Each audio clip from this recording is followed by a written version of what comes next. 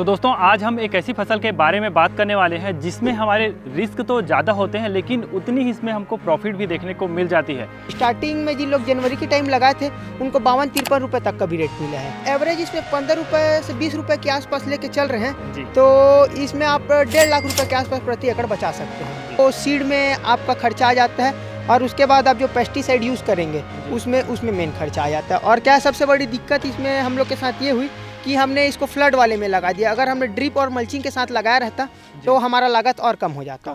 तो ये high profitable farming जो होने वाली है इसको कर रहे हैं यहाँ पर 22 साल के युवा हैं। अभी ये उनका 5 एकड़ का प्लॉट देख पा रहे हैं। वैसे तो ये 100 एकड़ में खेती करते हैं लेकिन यहाँ पर 5 एकड़ में खरबूजे की फसल लगा कर रखी हुई है, जिनको उनकी भाषा में बंगला बोलते हैं। आपके एरिया में इसको खरबूजे को क्या कहते हैं नीचे कमेंट करके ज़रूर बताएं। इसकी खेती के बारे में पूरी डिटेल में जानकारी होने वाली है कि किस तरह से ये खेती वो कर रहे हैं। इसमें यदि हम अच्छा मुनाफा लेना चाहते हैं तो क्या क्या प्रैक्टिसेस कर सकते हैं, किस तरह से खेती कर सकते हैं, तो इसमें हम प्रति एकड़ में 2 लाख रुपए तक की आमदनी कर सकते हैं। तो यह खेती कैसे रहने वाली है आप जानना चाहते हैं तो वीडियो को पूरा जरूर देखें। चलिए वीडियो में हम आगे बढ़ते हैं। पहले मैं किसान भाई का परिचय आप लोगों को कराता हूं। सर हमारे किसान भाइयों को छोटा सा परिचय देंगे। नमस्कार साथियों, मेरा नाम आकाश पटेल है और मैं मानी चौरी का रहने वाला हूँ और मैंने अभी गर्मी में खरबूजे की खेती की है। आपकी खेती में शुरुआत कैसे हुई? आपकी खेती में इसमें कार्य जो है कब से शुरू किया आपने इसमें? ऐसा देखा जाए तो सर मेरे को 3-4 साल हो रहा है अभी खेती करते हुए। मेरे पापा 18-20 साल से खेती कर रहे हैं, तो उनको देख के मैं भी फार्मिंग में थोड़ा घुस रहा हूँ। ऐसा है जी। कितने एरिया है आपके पास खेती? लगभग 100 से 120 एकड़ के आसपास है। और खरबूजे कितने में लगा कर रखे? हम लोगों ने अभी 5 एकड़ में लगाया हुआ है। 5 एकड़ में लगाया हुआ है। और बाकी खेत जो है अभी? बाकी तो 12-15 एकड़ में अभी मूंग लगा हुआ है जी। और बाकी खेत अभी खाली है। हाँ, पानी की वजह से? हाँ, पानी की वजह से। अभी हमने गेहूं का फसल अभी काटा है, उसके बाद खेत खाली है अभी।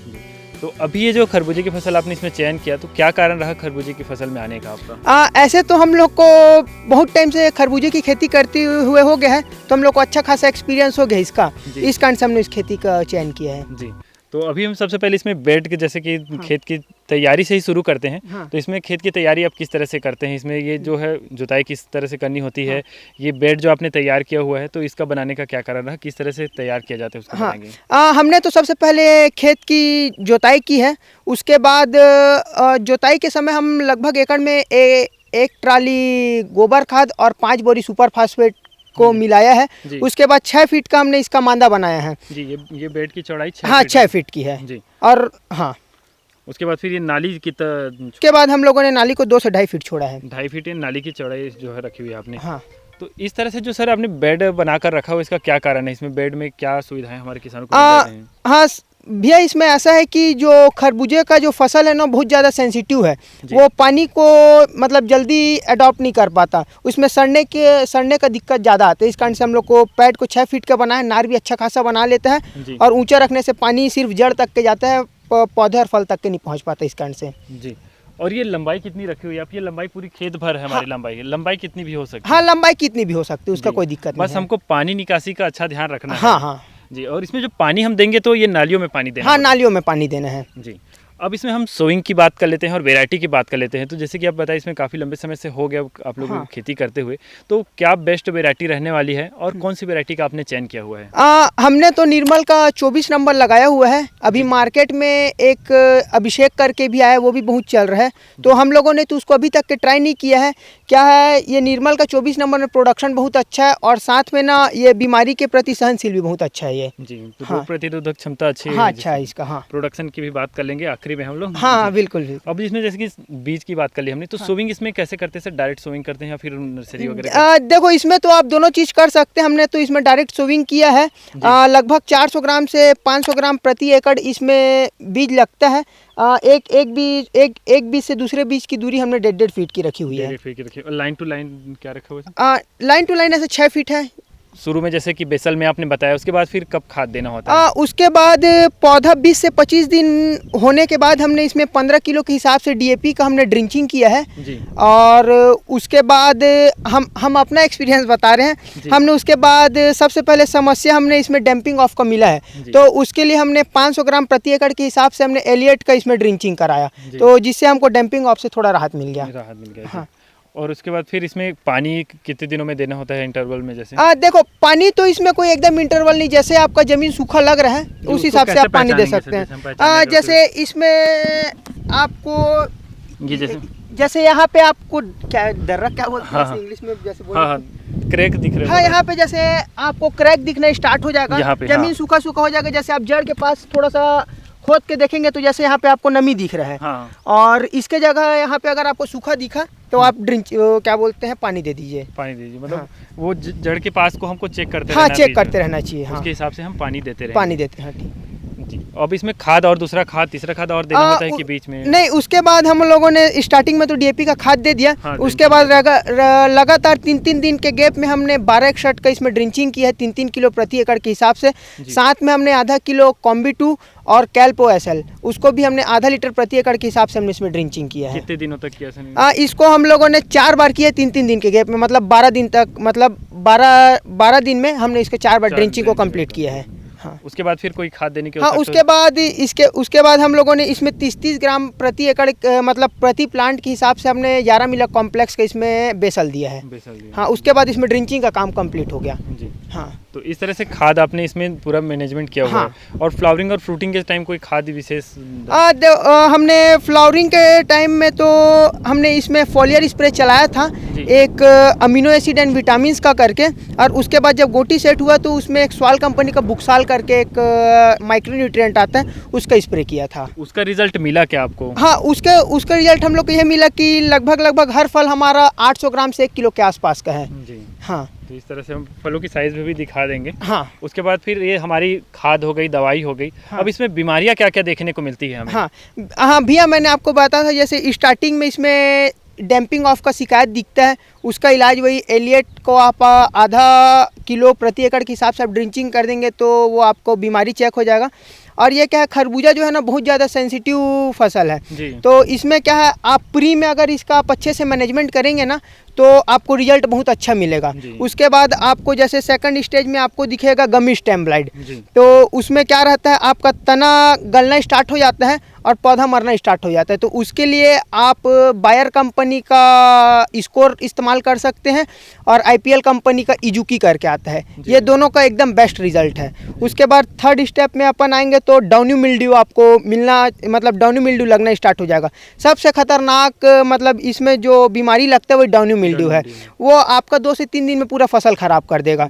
तो उसके लिए आप जैसे स्टार्टिंग में हम लोगों ने देखा वेदर बार बार खराब हो रहा था, तो हमने प्री में बार बार फॉलियर स्प्रे लिया। जैसे स्टार्टिंग में हमने मेटल एक्सिस मैनकोजेब का स्प्रे किया और उसके बाद हमने करजेट का स्प्रे किया और सेकंड राउंड में, और थर्ड राउंड में हमने फिर धानुका कंपनी का किरारी करके आता है उसका स्प्रे किया, और फोर्थ राउंड में हमने UPL का रन मैन आता है उसका स्प्रे किया। ये चारों मतलब 4 राउंड स्प्रे करने के बाद ना डाउनी मिल्ड्यू हम लोग एकदम राहत में हैं, उसका कोई दिक्कत नहीं है। तो मतलब एक बार जैसे अपन मौसम खराब हो रहा है तो उसको प्री में ये सारी चीज़ों को एक साथ स्प्रे करना है। अच्छा, उसका रीज़न भी मैं बता देता हूँ आपको। पानी गिर रहा है तो मतलब डाउनी मिल्ड्यू लगने का रीज़न ये रहता है, पानी गिरता है तो पत्ते में ना जो बूंद रहता है वो चिपक जाता है। उसके बाद धूप आता है ना तो तुरंत सूख जाता है, तो उससे तुरंत ना फंगस आ जाता है इसमें पत्ते में, फिर डाउनी मिल्ड्यू तुरंत फैल जाता है। तो उसके लिए आप तुरंत फॉलियर स्प्रे करेंगे ना तो उसका फंगस को तुरंत वो ख़त्म कर देगा, फिर आपका पौधा बच जाएगा। ऐसा है। हाँ, तो इस तरह से ये पूरी